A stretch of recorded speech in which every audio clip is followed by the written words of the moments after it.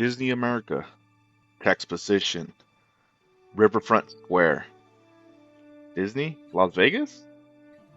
These are just a few of the Disney projects that never happened. So many ideas, or what ifs.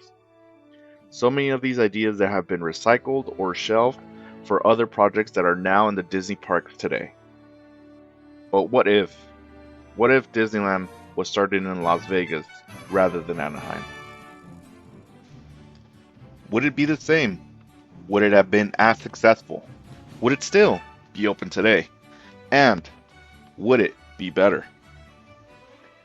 Opening on July 17, 1955, Las Vegas, Nevada. With blazing hot temperatures of over 100 degrees and with over thousands of people in attendance and global coverage over the radio and TV, Disneyland Las Vegas is now open. To all who come to this happy place, welcome. With over 200 acres of free and open space, Disneyland Las Vegas would have much room to expand. So much room to work with, as well with the ease of being to construct much freely in the city of Las Vegas, with empty land plots by the acres. With the opening, did face some difficulties. With the difficulty of arriving from the west and south of Las Vegas through Highway 91.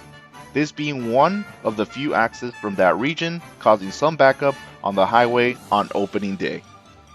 Most of the celebrities in attendance would take the roads to arrive, since McCarran Airport in Las Vegas wouldn't open until 1963, making the traffic and the day of the event only road traffic that backed up for miles. In the eve of the preparation for the opening of Disney Las Vegas would be such a difficult task and a hurried one at that most. Most of it making on the ABC TV special Worst to Air and no rehearsal as it happened originally. This is not so much a show as it is a special event. The rehearsal went about the way you'd expect a rehearsal to go if you were covering 3 volcanoes all erupting at the same time and you didn't expect any of them. But a difference from this what-if situation of the opening day of Disney Las Vegas. There would not be a plumber strike as it was in Anaheim, because Las Vegas water is not a want, it is a need, to almost a necessity of life in the desert. So plumbing strikes were not a thing in Las Vegas during that time. So water fountains and bathrooms would be operating at 100% capacity, but without the strike issues. While speaking of water and the hot desert, with the recorded temperatures of 108 degrees that day in Las Vegas, in the desert would present a frequent problem for Disney Las Vegas, forcing for almost all Disneyland having indoor entertainment and attractions, making most of the attractions overheat and close for maintenance due to the extreme heat on that opening day.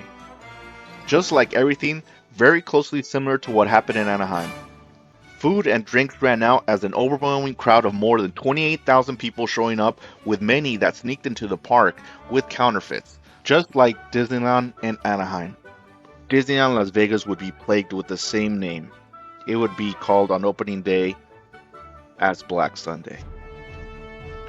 In the 1960s, with the innovation of Disney in the 60s and the neon signs and bright lights lighting the desert in Disneyland Las Vegas would be the #1 attraction of Las Vegas, staying strong as an alcohol-less, gambling-less area for families to enjoy, overshadowing the Circus Hotel and casinos by far. And just as Disneyland in Anaheim, in Disney Las Vegas, the rides would be opening on similar dates. Pirates of the Caribbean in 1967, The Haunted Mansion in 1969, It's a Small World in 1966. All these rides would be the same as we remember to this day, except a lot larger, bigger, and extensive queue line, with so much room to be built underground or above. The lighting of all Disney being among the brightest in Las Vegas, making it the #1 tourist spot besides the Strip in Las Vegas, Nevada. 1970s. Still being the staple of all parades at Disneyland, the Main Street Electrical Parade would be so popular in Las Vegas that it would extend every year in its anniversary to go through the main Las Vegas strips for thousands to enjoy. It would be one of the wonders of all America. And even though Walt Disney was not a fan of super extreme roller coasters, a Disney park in Las Vegas, surrounded by hotels having roller coasters in their resorts of their own, Disney did not fall behind. Having the mountain theme, Big Thunder Mountain Railroad, paying homage to the Sierra Nevada mountains and being one of the biggest, fastest coasters in all of Las Vegas. In addition to Disney Las Vegas coming up fourth and being a successful park so far, Disneyland Las Vegas was expanding so quickly that additional park ideas, as the one in Florida, was not rushed at all. 1980s, with the outgoing success of the thrill ride of Big Thunder Mountain Railroad, people were looking towards the future, and Space Mountain was that future. The ride, the thrill, that future crowds were wanting. With the overwhelming success and crowds of Disney Las Vegas, Florida was in the horizon, and everything was being scaled up to be made exactly to the copy of the one in Orlando today. Even though the project in Orlando were coming along and well, the Epcot concept was in question whether to be put in Florida or in this what-if Las Vegas Disneyland. With Las Vegas becoming a global destination, the Epcot concept groundbreaking was started. With Las Vegas being the city of lights, the Epcot concept was a determined project to be, as Walt stated, very similar to the concept that we have seen today. Instead of being a multi-layered city of the future, it would be a multi-floored resort of the future that would bring the world to Las Vegas, having the tallest resort hotel of over 40 stories high, with the size of having more than 27,000 acres, with over 10,000 acres of land to expand from the original 200 acres that Disneyland Anaheim started. Walt Disney's dream was slowly becoming a reality, featuring commercial, residential, industrial, and recreational centers, all connected by a mass multimodal transportation system that not only would connect all of Epcot and Disney, but making it into a prominent transportation system for the city of Las Vegas entirely. With the Florida project advancing at the same time, Disney Las Vegas would be Disney's #1, as it has produced the most in short time, along with Epcot becoming a global city of entertainment. 1990s. Having a Disneyland Las Vegas having a surrounding competition from resorts and attractions would be forced to cater to people that are in search of gambling and drinking areas. Something that originally Walt Disney did not agree, but in this case it would be very heavily controlled and maintained and kept the Disney magical experience for families to enjoy. As the late 90s of Disney approaches and all the other theme parks becoming a global success, the technology advancement along with the competition in Las Vegas, Disney would still have the best attractions globally, its success in the billions, and with rides that were originally opened in the 2000s, making an advancement of being available over a decade before they are now. The entertainment, businesses, and even living opportunities of Disney Las Vegas Epcot would bring even sports teams and other opportunities to Las Vegas and making Nevada's economy skyrocket to one of the best in the country. In this what if, Disneyland Las Vegas would be a global success. Meanwhile, in California, there is a park for sale that has interested Disney for years for its history and location.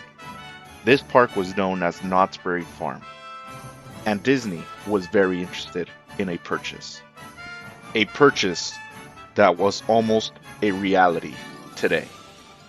The park now, considering all safety and clean regulations, Disney Las Vegas Epcot would be a never-ending destination of growth and innovation, making all the parks around the world follow suit.